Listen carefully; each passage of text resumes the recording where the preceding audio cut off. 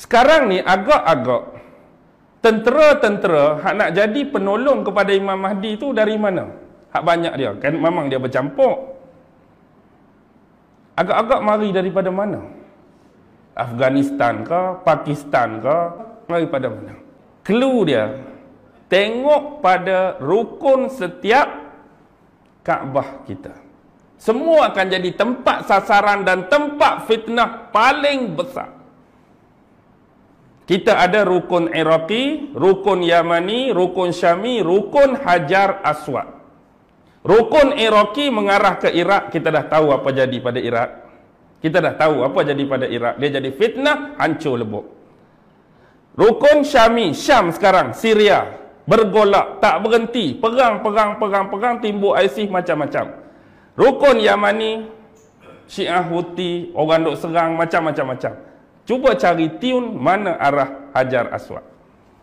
Saya tak mau jawab di sini malam ni, anda cari.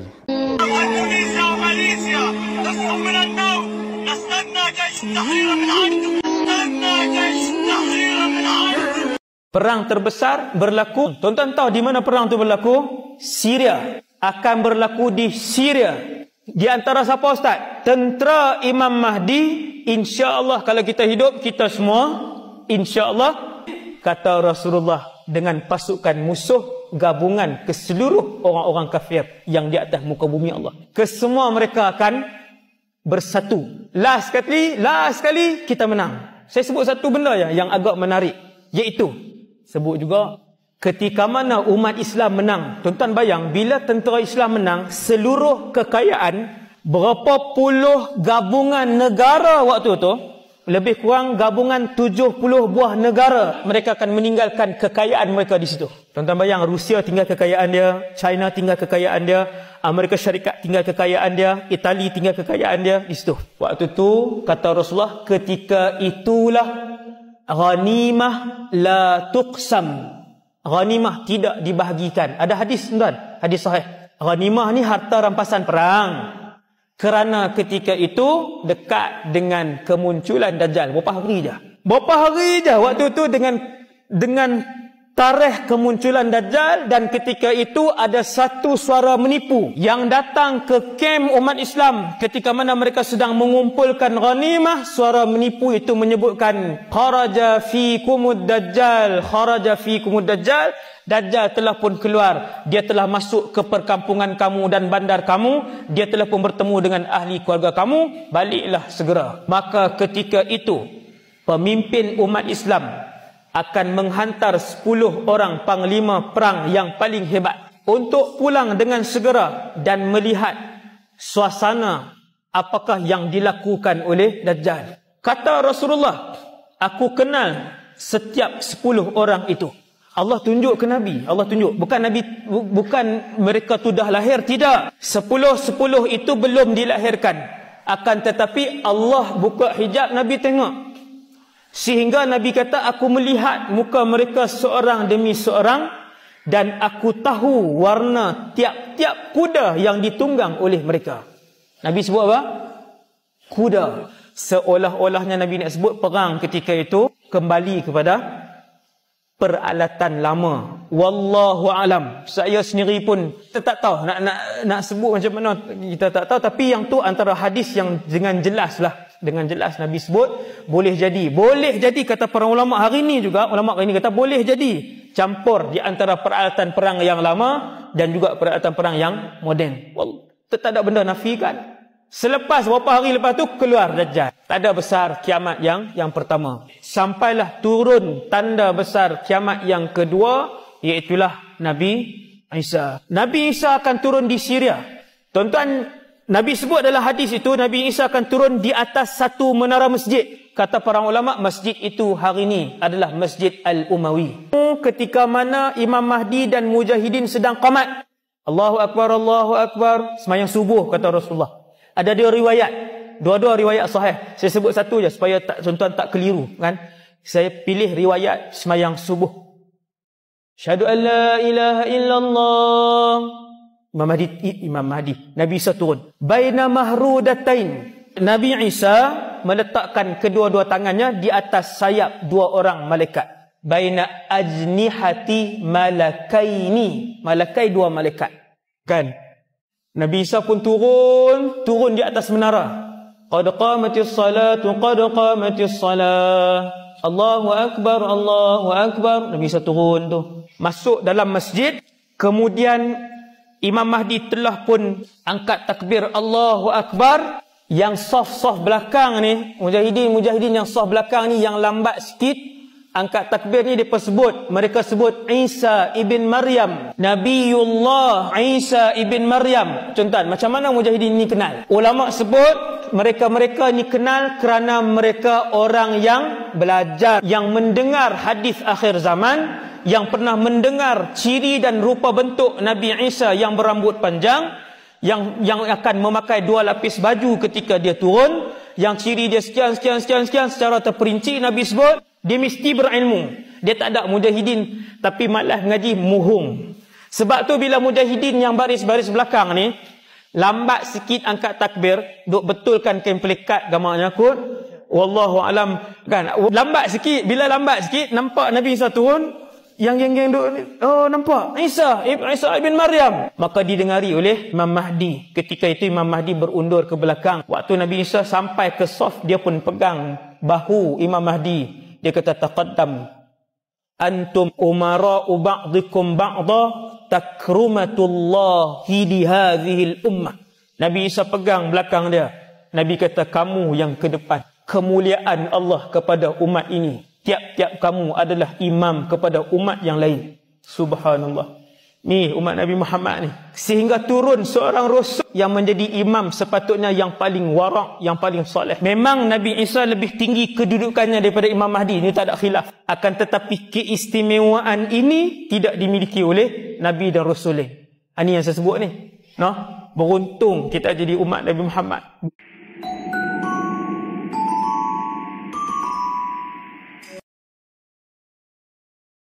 Jadi bila gabung-gabung, semua tu berjumlah berapa orang?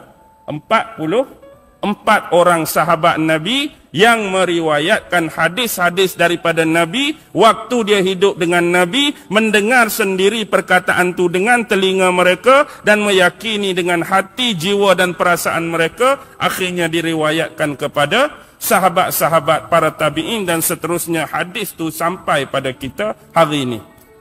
Jadi bila dalam banyak-banyak hadis tu kita kembali kepada bab yang awal tadi. Sebagaimana Imam Ibn Qayyim kata, dalam banyak-banyak hadis tu terbahagi kepada 4 jenis hadis tadi kan. Sama ada dia sahih, dia hasan, dia gharib ataupun dia dhaif.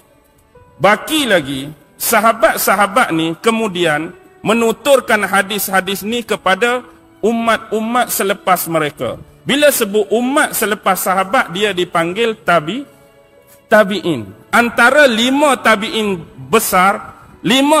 besar yang meriwayatkan hadis-hadis Imam Mahdi tapi secara mursal. Ada 5 orang. Yang pertama ialah Sa'id ibnu Musayyab. Pernah dengar nama ni? Sa'id ibnu Musayyab ni bukan orang lain. Dia ni menantu Abu Hurairah. Tabi'in yang nama Sa'id bin Musayyab ni menantu kepada sahabat Abu Hurairah seorang. Yang kedua ialah imam besar di Basrah yang juga terkenal sebagai ahli sufi pertama, iaitu Imam Hasan al-Basri. Yang ketiga Imam Qatadah. Yang keempat Imam Muammar dan yang kelima Imam Syahar bin Hawsab. Tu ada 5. Sa'id bin Musayyab, yang kedua Imam Hasan Basri, yang ketiga Imam Qatadah, yang keempat Imam Muammar, yang kelima Imam Syahar bin Hawsab. Jadi inilah 5 orang tabi'in yang meriwayatkan hadis mengenai kedatangan Imam Mahdi secara mursal. Jadi kalau kita nak tengok periwayatan tersebut, jelas sampai kepada kita periwayatan daripada sahabat yang jumlah 44 ini. Ada di antara mereka yang cuma menerima 1 hadis daripada Nabi. Ada di antara sahabat yang menerima 2 hadis daripada Nabi. Ada di kalangan sahabat yang menerima 3 hadis daripada Nabi. Ada juga di kalangan sahabat yang menerima lebih daripada 3 hadis daripada Nabi berkenaan dengan Imam Mahdi. Dengan kata yang lain, jelas dan banyaknya periwayatan dan jalan-jalan rawi ini, sesungguhnya tahap penerimaan hadis kita tentang kedatangan dan pemberitaan munculnya Imam Mahdi adalah pada darjat mutawatir mutlak. Memang tak boleh dinafi, memang tak boleh diingkari. Memang hadis ni mutawatir, sama ada dia 4 jenis tadi pun, hak dhaif dengan gharib tu dia jadi kuat disebabkan terlampau banyaknya jalan periwayatan dan para perawi yang meriwayatkan tentang hadis ini. Baik, boleh faham tak setakat ni? Hak nama tu tak payah hafal lah, itu saya nak sebut saja sebagai pengetahuan. Baik, kita pi kepada topik dan bab yang terakhir malam ni. Saya nak sebut 4 bab saja. Muqaddimah, ulama dan kitab dia, sahabat-sahabat Nabi yang meriwayatkan hadis, dan yang terakhir topik malam ni, bab malam ni ialah hukum mengingkari kedatangan Imam Al-Mahdi. Apakah hukum bagi orang yang ingkar tentang kedatangan Imam Al-Mahdi?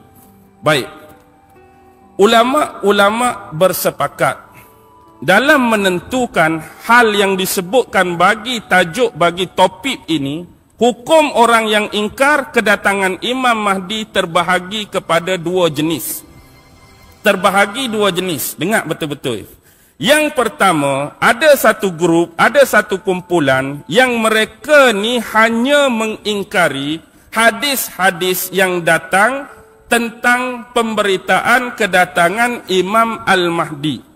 Marilah hadis sahih ke, marilah hadis hasan ke, marilah hadis gharib ke, marilah hadis dhaif sekalipun, aku ni tak mau percaya, aku ni tak mau membenarkan hadis-hadis yang diriwayatkan tentang kedatangan Imam Mahdi. Ni hak dia tolak, satu grup ni hadis saja dia tolak.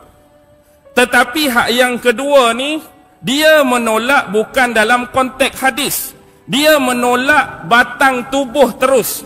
Maksudnya dia menolak di akhir zaman nanti akan datang seorang manusia, seorang individu, seorang personality, seorang figure daripada kalangan kaum kerabat Nabi yang namanya Imam Mahdi. Hak pertama tu ingkar dari sudut hadis. Hak kumpulan yang kedua, konteks ingkar dia memang tak percaya terus. Tak ada Imam Mahdi yang akan muncul, tak ada Imam Mahdi yang akan mai di akhir zaman nanti. Jadi, ada sesetengah orang, dia hanya menolak salah satu. Tetapi dalam konteks Imam Mahdi, dia tak boleh jadi menolak dua-dua. Maksud saya macam ni. Kalau kita ada satu benda yang saya namakan A, ada satu benda yang saya namakan B. Ada orang boleh terima A, dia tak mau terima B. Ada orang dia boleh terima B, dia tak mau terima A. Ada orang boleh terima dua-dua, ada orang tak boleh terima dua-dua. Tapi dalam konteks yang pertama dan kedua, saya suka A, tak suka B, saya suka B, tak suka A, hak ni tak boleh berlaku dalam konteks Imam Mahdi. Tengok betul-betul ya. Grup yang pertama, mungkin boleh jadi orang tu hanya dia tak percaya pada hadis. Aku tak percaya pada hadis-hadis yang diriwayatkan tentang Imam Mahdi. Tapi hak konteks kedua aku percaya satu masa di akhir zaman akan ada Imam Mahdi. Hak ni boleh berlaku.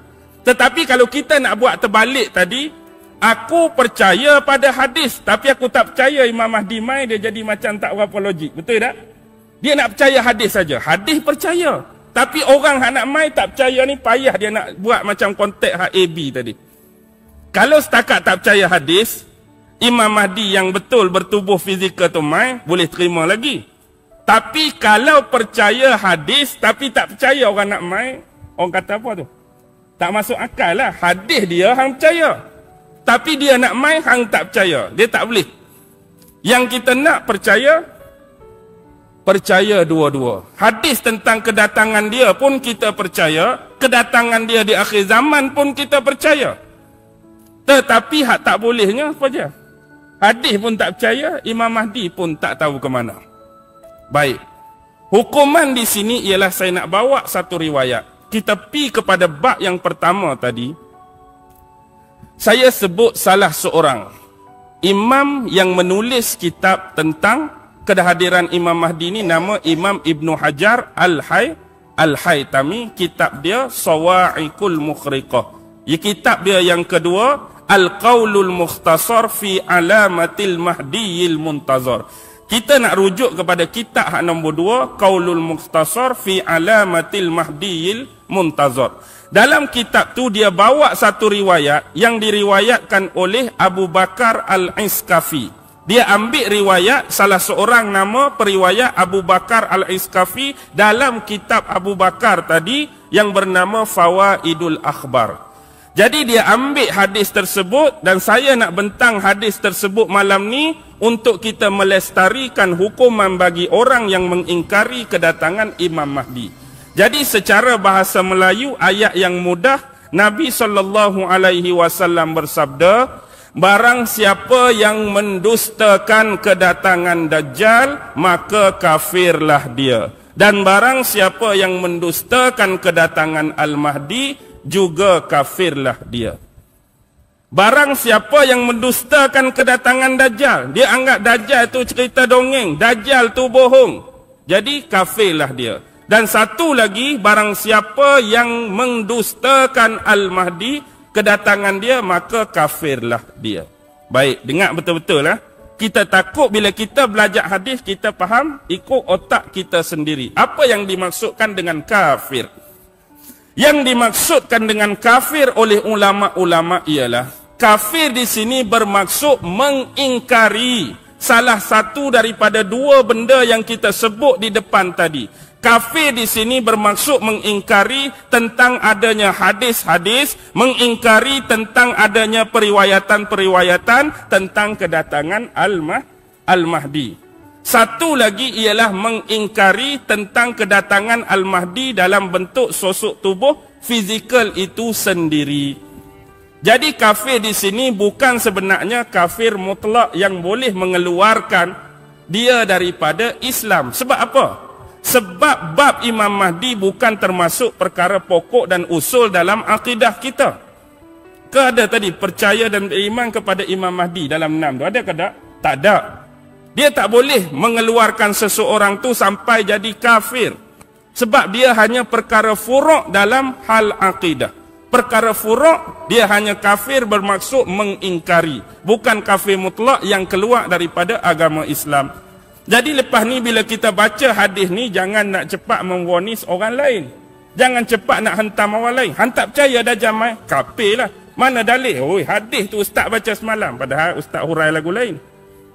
Hantar percaya Imam Mahdi mai. Aku tak percaya. Hantar percaya hadis dia, tak percaya. Hantar percaya dia akan datang, kafir lah. Sebelum ni kalau kita faham demikian, tolong ubah balik corak pemikiran kita. Yang dimaksudkan kafir di sini ialah cuma mengingkari hadis dan mengingkari kedatangan dalam bentuk tubuh badan ataupun fizikal dia. Bagi orang yang nak meneruskan kajian, sebab dia benda furuk dalam agama. Jadi bagi setengah orang, satu grup dia kata tak perlu memperbesar-besarkan isu ni sebab dia benda furuk. Hang nak baca-baca tapi tak payahlah nak membesar-besarkan. Yang kedua, kalau kita juga nak memperbesarkan dari sudut nak cari bahan-bahan, nak cari makrifah, nak cari pengetahuan, nak cari ilmiah tentang tanda-tanda akhir zaman yang ada keterlibatan dengan Imam Mahdi, go on. Go on. Jadi bagi saya di sini, hadis tadi saya pecah dua. Bagi orang yang nak percaya hadis dan percaya Imam Mahdi, jangan cepat-cepat melontarkan tuduhan kafir kepada orang yang tak percaya. Maksud lontar di sini, jangan tuduh kafir mutlak dan keluar dia daripada Islam. Hak yang kedua pula, hak tak mau percaya tu, jangan pula, hadis ni biarlah betul, hadis ni perawi dia kuat ke, hadis ni sanad dia kuat ke, hadis dia matan ni kuat, akibat tak mau percaya sampai kita sanggup mengatakan hadis ni, palsu kot, hadis ni maudhu' kot, hadis ni gharib kot.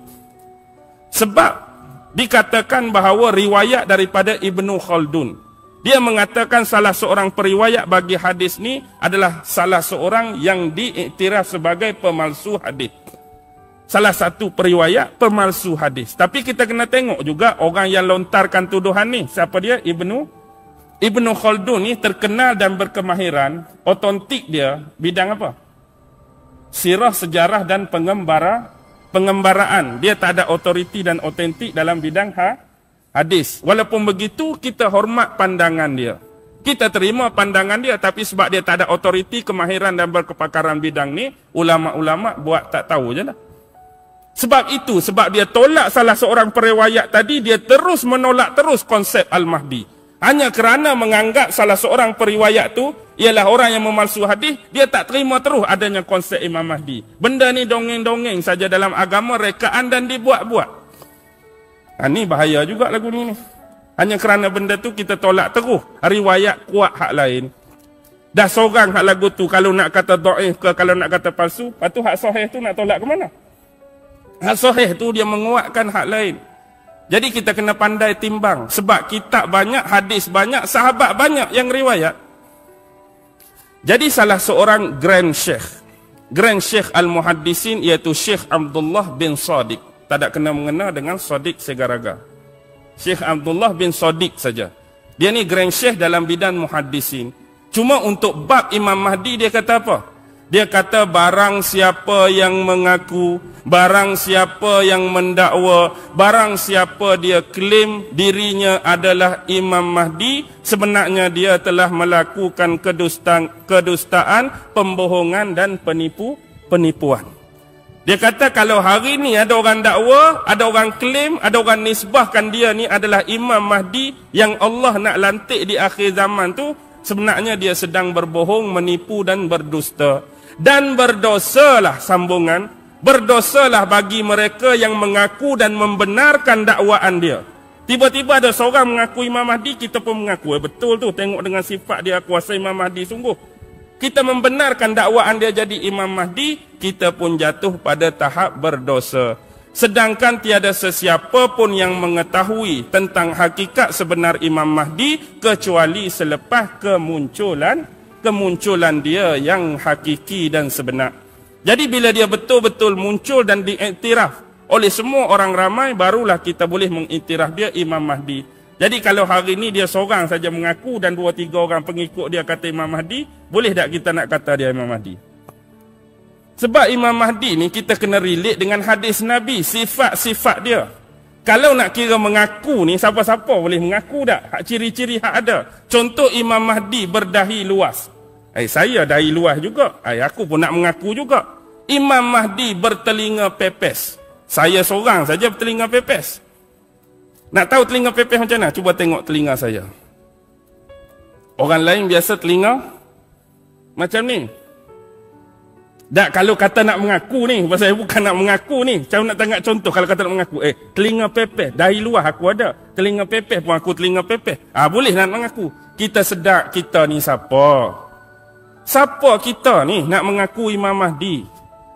Tu saya nak cakap. Memang orang dia relate, ada banyak kenangan dia, terus saja nak mengaku. Jadi kita kena faham betul-betul bahawa dia adalah benar-benar insan pilihan Tuhan yang akan dihadirkan dan dimunculkan di akhir zaman kelak sesuai dengan kebenaran yang telah diilhamkan dan diwahyukan oleh Allah dan disabdakan oleh Nabi Muhammad sallallahu alaihi wasallam. Jadi malam ni saya minta maaf sebab tak boleh panjang-panjang. Memang saya pun tak berapa sihat, tak berapa segak. Tadi pun dah mai jauh dengan Mat dengan Nazih ni. Jadi saya sudahilah malam ni dengan 4 bab, 4 topik ni.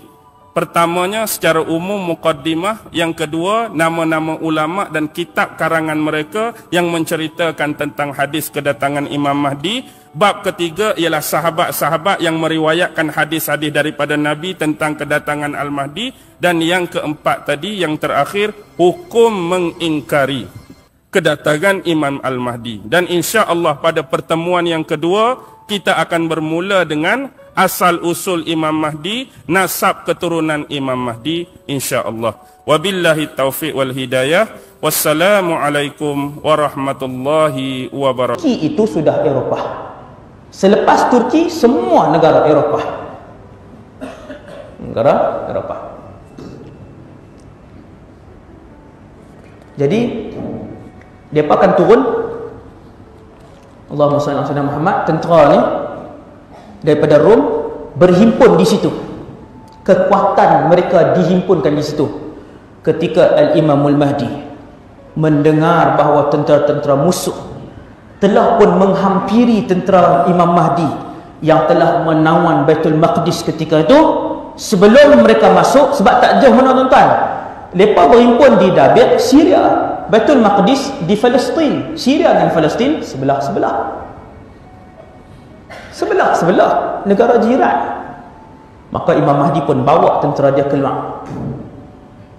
Nak bertembung di sana. Pertembungan itulah yang dinamakan oleh Rasulullah sebagai perang yang terbesar dalam sejarah kewujudan manusia atas muka bumi Allah ini.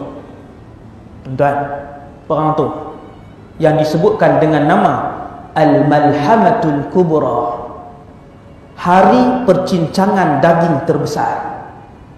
Orang takut tak boleh masuk, tuan-tuan. Wallahu alam, kita ada jiwa besar tak waktu tu? Saya yang bercakap ni pun saya tak tahu. Bergantung kepada iman kita. Nabi kata besarnya perang itu sehingga kan ada burung yang melintas dan tidak melepasi kawasan peperangan itu kecuali mati burung tu. Tombak di atas tombak, panah di atas panah. Wallahu a'lam. Abdullah bin Mas'ud ada riwayatkan hadis yang sangat menarik tentang perang ini. Ketika Abdullah bin Mas'ud duduk di Kufah, Iraq, dululah Nabi wafat dah. Sallallahu alaihi wasallam, Nabi dah wafat. Sahabat-sahabat keluar menyebarkan Islam. Abdullah bin Mas'ud duduk di Kufah. Orang alim, sahabat yang alim. Satu hari angin merah memenuhi bandar Kufah. Kufah ni negeri yang besar. Penuh Kufah. Kita kata satu seberang perai lah. Penuh satu seberang perai. Angin yang berwarna merah. Pelik warna angin tu. Dia angkat debu, debu tu jadi warna merah. Angin yang kuat.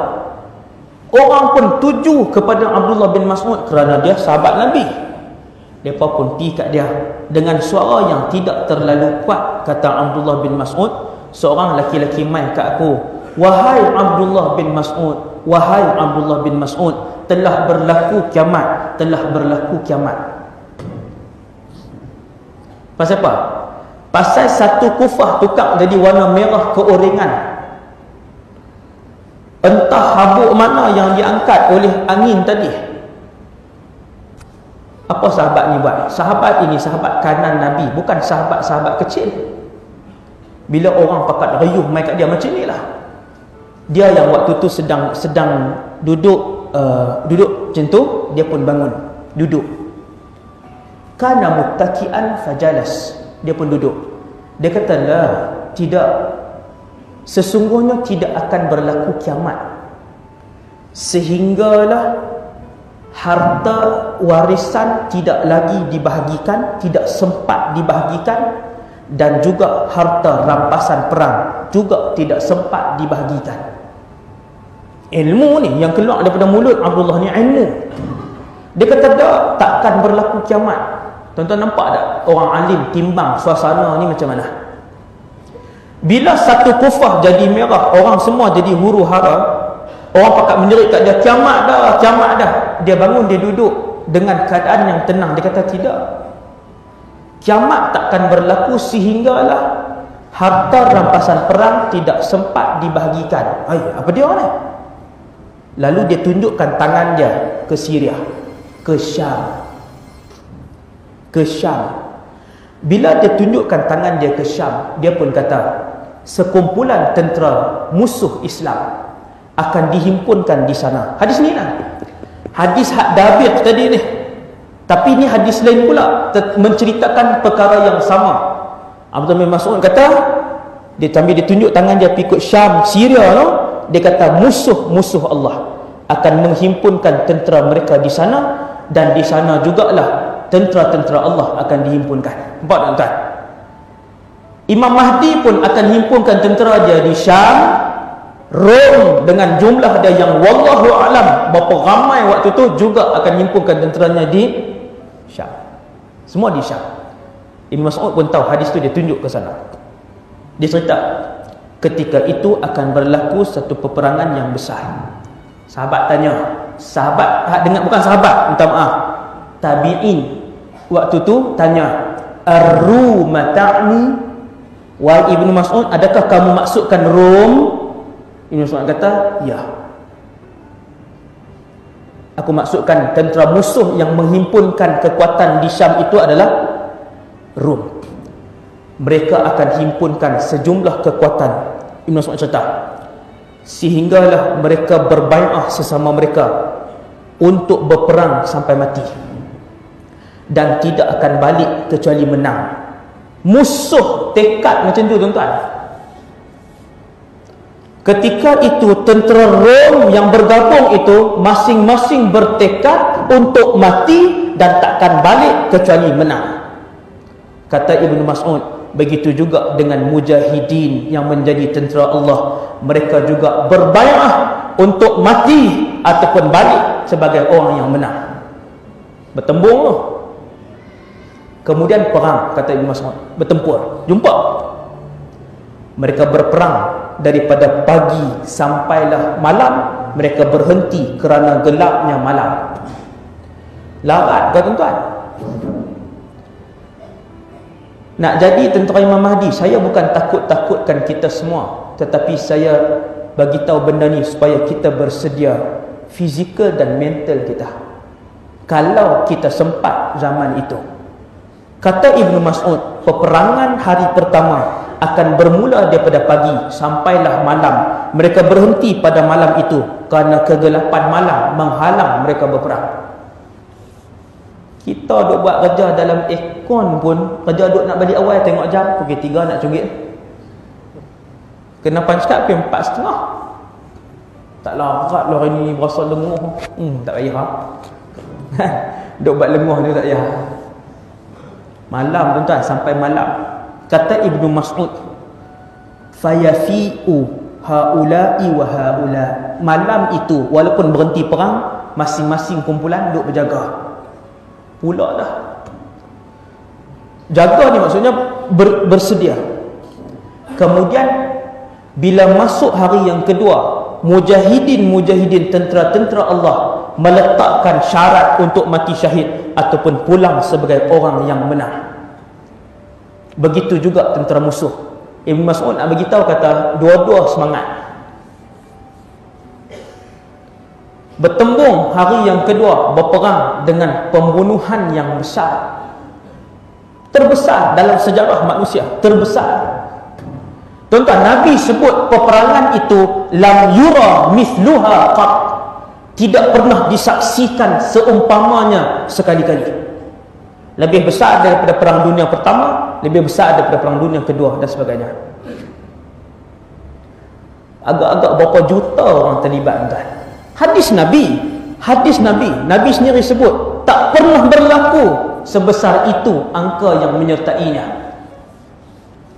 Dahsyat, tuan, no? Perang hari kedua macam tu juga bertembung, perang hari yang ketiga macam tu juga bertembung, dan umat Islam menang pada hari yang ketiga. Menang orang Islam.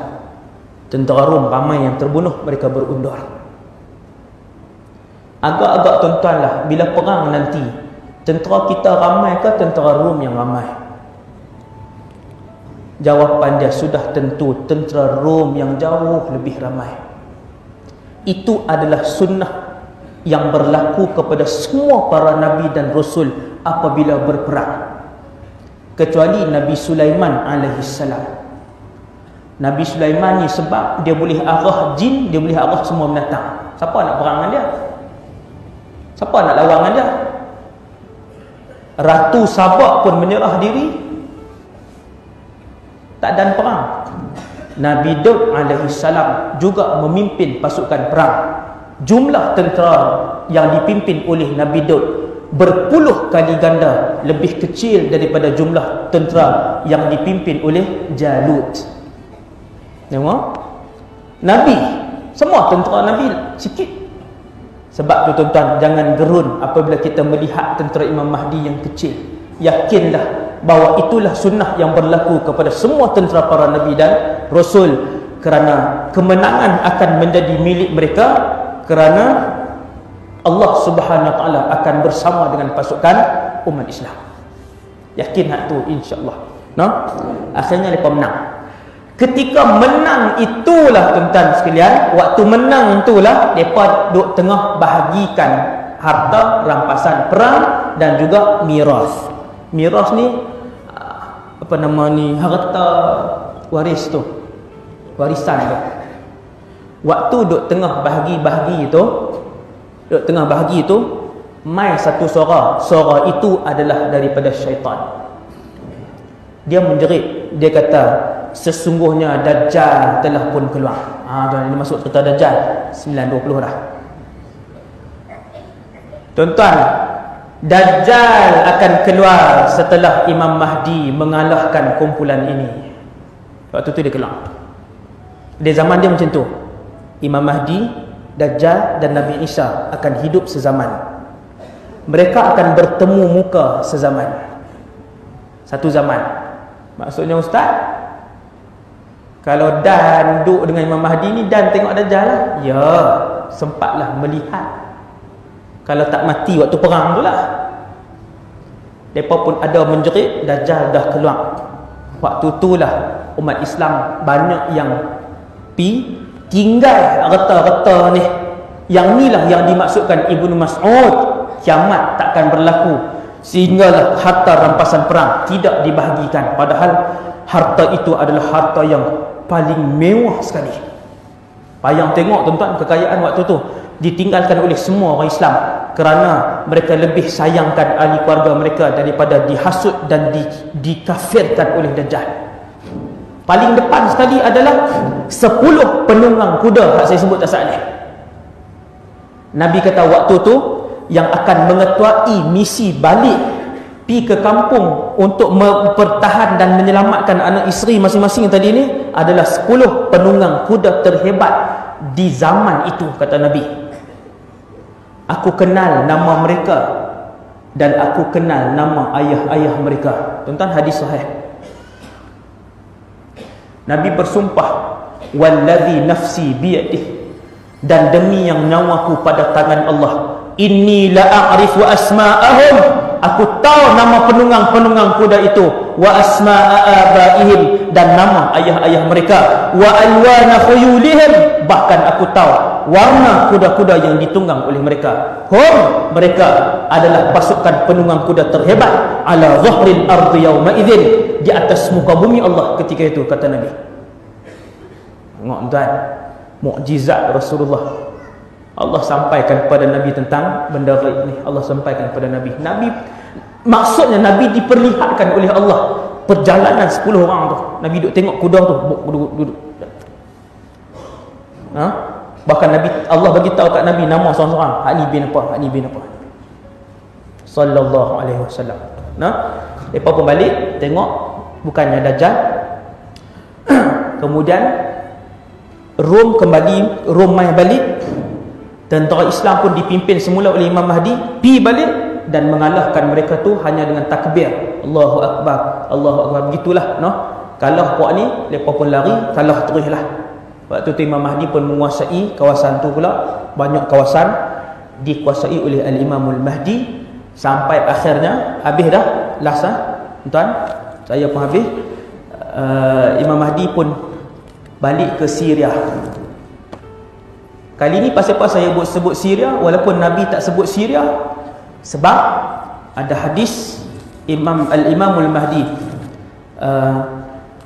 dia balik pergi ke Syam. Nabi sebut Syam. Dia semayang di satu masjid, di mana di masjid itu pada hari itu akan turunnya Nabi Isa alaihi salatu wassalam. Tak tahu nak kata lah, waktu tu punya bahagia tentera waktu tu. Ketika mana Imam Mahdi bersama dengan pasukannya, Rom kalah dah. Imam Mahdi duk lawan dengan Dajjal pula ni. Dia pun himpunkan tentera-tenteranya yang terbaik untuk berdepan dengan Dajjal dan tenteranya. Imam Mahdi bawa pergi ke Syria, masuk ke dalam sebuah masjid. Wallahu a'lam masjid tu masjid mana. Ada pendapat minoriti ulama sebut masjid itu adalah Al-Jami'ul Umawi, Masjid Al-Umawi. Pendapat minoriti ulama sebut boleh jadi masjid tu. Cumanya Pasal apa saya sebut Syria? Sebab Nabi kata, sayanzilu Isa akan turun di satu negeri namanya Dimash. Nabi Isa akan turun di satu negeri. Nabi boh nama negeri itu. Nabi kata nama negeri itu ialah Dimash. Dimash ni Damsyik di Syria. Tak mana ni? Hadis tu hadis sahih. Sebab tu bila saya kata Imam Mahdi bawa tentera dia pergi semayang subuh itu, dia bawa pergi ke Syria, masuk ke dalam masjid ketika mana mereka sedang bersiap-siap untuk semayang. Waktu itu turunlah Isa alaihi salatu wassalam, kata Rasulullah. Hadis diriwayatkan oleh sahabat yang bernama Nawas ibn Sam'an. Hadis ni sahih. Dia turun di tangan kanannya diletakkan di atas sayap seorang malaikat, dan tangan kirinya diletakkan di atas sayap seorang lagi malaikat. Kata Nabi, dia memakai dua pakaian. Dia pakai dua helai, jenis dua helai, dan turun di satu menara yang berwarna putih. Indal manaratil bayda syarqiyya Dimash, di timur Dimash. Masjid Umawi itu timur Dimash. Hak masjid dekat dengan rumah sewa saya 15 minit saja. Hampir tiap-tiap minggu saya pergi masjid tu. Saya duk perhati menara tu yang disebutkan menara putih itu. Duk perhati. Boleh jadi menara itu, tetapi confirm dia akan turun di Dimash. Semua tentera yang waktu tu nak siap semayang subuh berjemaah, kalau hak duk semayang di rumah ni, minta maaf lah tak dan tengok kot Nabi Isa turun atas sayap malaikat tu. Syarat dia kena semayang subuh di masjid, baru ada ciri-ciri nak boleh tengok Nabi Isa turun, tangan kanan dia duduk atas sayap, tangan kiri dia duduk atas sayap malaikat macam tu, dengan baju dua lapis. Mukanya indah berseri-seri, seolah-olah baru keluar daripada bilik mandi. Apabila semua tentera Mahdi kalih ke belakang, mereka tengok duduk tengah turun tu, mereka kata Isa alaihissalam. Hadis sahih. Semua kat tengok dia turun tu, Nabi Isa. Tuan, satu Nabi yang cukup ajaib lah, ulul azmi. Dia pun turun menghampiri umat Islam. Mai. Apabila dia turun mai, Al-Imamul Mahdi, cicit Nabi ni, tolak belakang Nabi Isa untuk tampil ke hadapan menjadi imam. Tetapi Nabi Isa menghentikan langkahnya. Dia menolak semula bahu Muhammad ibn Abdullah Al-Mahdi untuk pergi ke hadapan. Kata Isa, la, tidak sekali-kali. Antum umara'u ba'dikum ba'da, kalian adalah pemimpin di antara satu sama lain. Takrumatullahi di hadhil ummah, sebagai penghormatan Allah kepada ummah ini, iaitulah umat Muhammad. Kalian yang akan jadi imam, bukan aku. Akhirnya dia pun tolak belakang Imam Mahdi. Imam Mahdi pun tampil ke hadapan mengimamkan Nabi Isa dan juga tentera-tentera yang lain. Hebat tuan-tuan. Kemudian habis semayang, mereka pakai ikut Nabi Isa. Belakang Nabi Isa Imam Mahdi, orang-orang yang jujur dalam perjuangan apa semua ni. Imam Mahdi, Nabi Isa suruh buka satu pintu. Lalu dibuka pintu itu, ada Dajjal.